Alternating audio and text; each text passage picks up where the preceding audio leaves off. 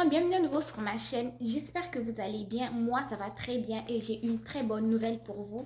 En tout cas, faites pas attention à ma tête, à mes cheveux, à mon habillement. Je reviens du sport, mais tellement que j'étais super excitée, je ne tenais pas debout. Il fallait à tout prix que je fasse cette vidéo.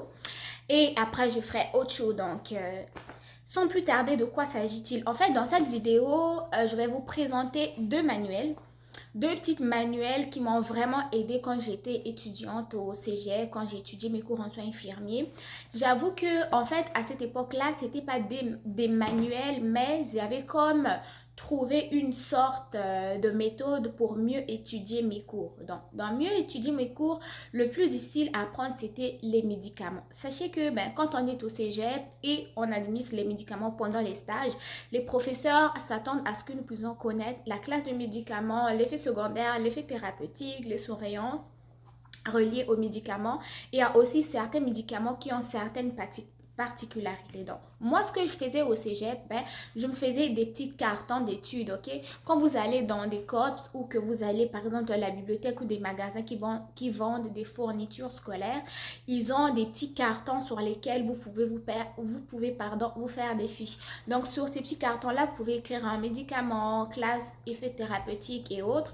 Sauf que ce que je trouvais de moins pratique avec ces cartes-là, il fallait soit les traîner dans la poche ou trouver un petit sachet, un petit sac où il fallait tous les mettre pour ne pas les perdre.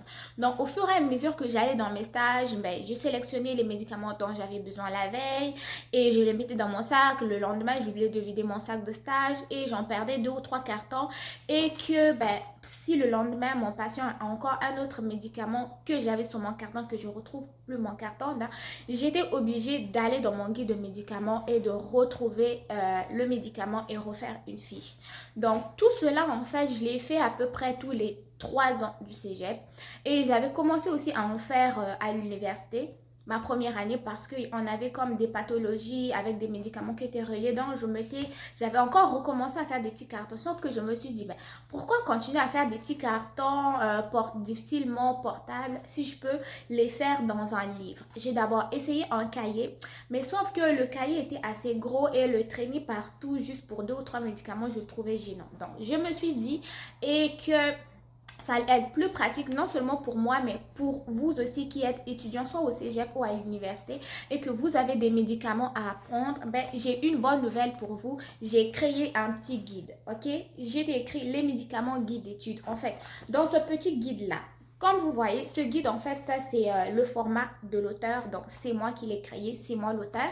Donc, dans ce guide-là, en fait, ne vous fiez pas trop à la police, ok? Ça a l'air minuscule, mais une fois acheté, une fois commandé, vous allez voir que l'impression va être plus grosse. Donc, dans le petit guide ici, vous allez retrouver, je ne sais pas si vous voyez comme il faut, oui. Là, vous avez en fait le médicament ici. Là, vous avez la classe, vous avez le mécanisme d'action, c'est-à-dire comment le médicament va agir.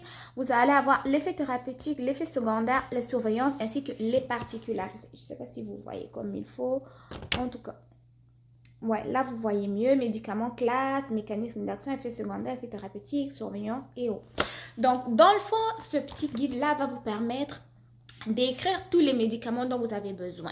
Ok, c'est un petit guide à peu près, si je me rappelle, j'ai fait pour 120 pages et quelques. Ok, ça fait quand même un bon contenu que vous allez traîner partout, que vous pouvez traîner au cégep même lorsque vous allez commencer à travailler et il va vous appartenir. Ok, vous l'avez ici, guide d'études. Ça, c'est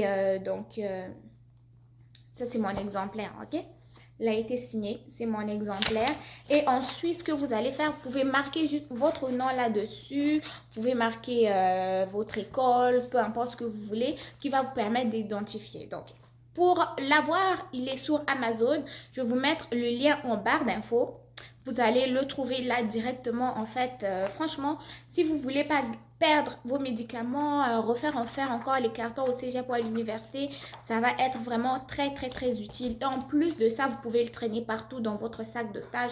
Vous arrivez, votre professeur vous demande c'est quoi un Tylenol. Il suffit d'ouvrir la page et vous tombez sur le Tylenol. Ou vous pouvez les feuilleter avant, vous mettre des petits post-it, Tylenol est ici, Tylenol est ici.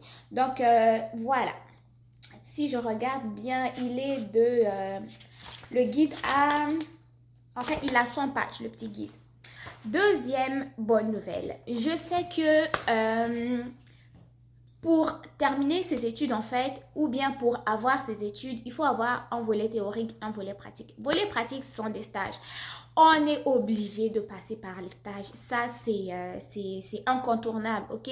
Chaque étudiant qui est en soins infirmiers ou dans n'importe quel cours, il sait qu'il va avoir des stages à la fin. Sauf que, à la fin de stage, qu'est-ce que le professeur s'attend à évaluer? Il s'attend à évaluer les techniques que vous avez faites, vous avez fait votre comportement, votre attitude. Il s'attend à ce que vous faites aussi également une introspection de vous-même, donc des choses qui se sont bien passées, des choses que vous voulez améliorer, des choses que vous voulez travailler. Donc, à la fin de votre stage, vous avez toujours comme un petit rapport de stage, un cahier de stage que ça s'appelle. C'est dans ce cahier de stage-là que vous avez noté toutes ces affaires-là. Qu'est-ce qui s'est bien passé?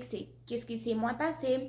Qu'est-ce que je vais travailler? Quels sont les moyens que je dois mettre en place pour mieux réussir? Quelles étaient mes émotions et tout. Sauf que ça, vous le faites généralement à la fin du stage et le fait de vous asseoir, y penser dans tel stage, c'était comme ça peut être un peu difficile. Donc, deuxième bonne nouvelle, j'ai créé pour vous un journal, ok, de stage en soins infirmiers. Un journal de stage. C'est ma propre conception. En fait, c'est un ouvrage qui m'appartient. Je l'ai créé pour vous, pour le partager avec vous. Non seulement moi, prochainement aussi, je vais avoir des stages à l'université. Donc, je vais m'en servir, ok? C'est un guide qui a à peu près 100 pages, 120 pages, pardon. Et aussi, à la fin donc, du petit guide, je vous ai mis une citation pour vous dire que rien n'est facile dans la vie, mais quand on a de la motivation, on peut réussir. Donc, qu'est-ce qu'on va retrouver dans ce guide de stage? Donc, vous avez journal de stage en soins infirmiers. Donc, dans ce journal-là, vous allez écrire vos émotions, vous allez écrire vos problématiques, vous allez écrire vos réussites et vous allez écrire les outils avec lesquels vous allez travailler afin de combler vos lacunes. Donc, si on ouvre le manuel, donc là, nous avons stage 2, ok? Nous savons qu'en soins infirmiers, on a beaucoup de stages en périnatalité, en gériatrie, en urgence, en CHCD, en CLSC, etc., etc. Donc, pour ce guide-là, vous allez avoir ici stage 2. Stage 2, peut-être périnatalité, et ensuite la date du stage, le lieu du stage, ainsi que le nombre de patients que vous aviez à charge ce jour-là, ok? Ensuite de ça, vous allez écrire c'est quoi les tâches que vous avez eu à effectuer, c'est quoi les apprentissages que vous avez réalisés au cours de ce stage, c'est quoi les difficultés que vous avez rencontrées, quelles sont les choses à retravailler, ok, ou vos lacunes. Et ensuite, le plus important, c'est mes émotions, les émotions que j'ai ressenties. Donc, on va retrouver ce contenu-là dans tous les 120 pages, ok? 120 pages. J'ai quand même mis assez de place, ok? On se comprend que ben, nombre de patients, vous n'allez pas, ça ne va pas prendre tout cet espace quand même. Et puis les tâches, pardon, ben, vous allez les écrire ici. Vos apprentissages également, je pense que j'ai laissé assez de place, les difficultés et sans oublier donc les émotions. Sans oublier les émotions. Là, vous pouvez les mettre juste ici. Donc, j'espère en tout cas que ces outils-là vont vous aider. Moi, en tout cas, celui-là surtout, je vais continuer à l'utiliser. Je suis vraiment contente de cet ouvrage que j'ai réalisé. Et je vais l'utiliser pendant mes stages ici à l'université très prochainement. Et aussi, ce guide-là, je vais également l'utiliser. Donc, je me suis dit que ça allait être vraiment des ouvrages assez pratiques. Parce que moi, franchement, si je les avais eu quand j'étais au cégep, ça m'aurait été vraiment très utile. Donc, si vous voulez les avoir, c'est sur Amazon. Je vais vous mettre le lien des ouvrages en bas d'infos. Ça coûte à peu près 7 à 8 dollars chacun.